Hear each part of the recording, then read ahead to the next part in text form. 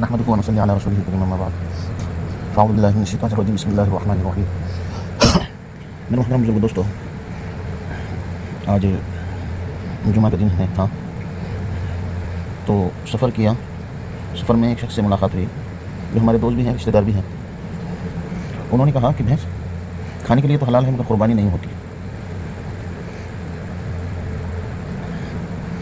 صرف اتنا بھر کھانے تک کہ ان کا مسئلہ نہیں تھا، بلکہ دوسروں کو بھی منع کر رہے تھے. میں نے پوچھا دلیل کیا ہے، تو انہوں نے کہا کہ دلیل میں ابھی آپ کو حدیث سے دیتا ہوں، صحیح حدیث سے دیتا ہوں، سیاہ ستہ سے دیتا ہوں. اب دلیل وہ جب بھی دیں گے، لیکن کہ ہمارے معاشرے میں کوئی بندہ اجماع کے خلاف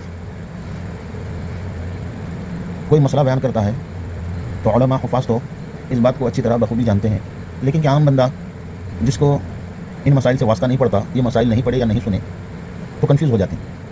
اسی طریقے سے بعض یوٹیوب چینل پہ اہل حدیث علماء بھی اس کنفیوژن کو پھیلا رہے ہیں اور بڑھا رہے ہیں.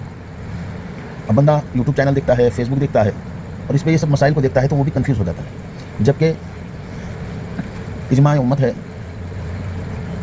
کہ بھینس حلال ہے، اس کا دودھ حلال ہے، قربانی کی جا سکتی ہے، اس کا گوشت حلال ہے. تو یہ بات سمجھنا ضروری ہے.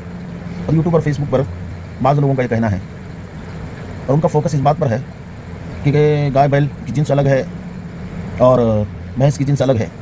مسئلہ جنس ایک ہے یا نہیں ہے یہ نہیں ہے، بلکہ سب سے اہم مسئلہ جو ہے اجماع امت ہے، اور اجماع اس بات پر ہے کہ حلال ہے، قربانی ہو جاتی ہے.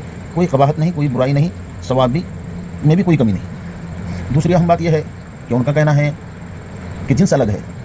شریعت نے یہاں پر جنس نہیں لیا، بلکہ جن چیزوں کو بنیاد بنایا ہے کہ پالتو ہے، جگالی کرتی ہے، چوپایا ہے، بہیمۃ الانعام میں سے ہے.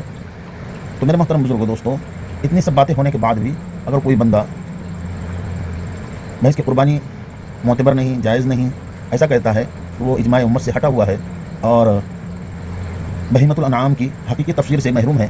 خود بھی محروم ہے اور کسی کو کہتا ہے تو بھی وہ لوگوں کو گمراہ کر رہا ہے. تو ایسی گمراہی سے مسلمانوں کو بچنا چاہیے. اللہ تبارک و تعالیٰ مجھے آپ کو کہنے سننے زیادہ عمل کی توفیق عطا فرمائے. وآخر دعوانا الحمد للہ رب العالمین.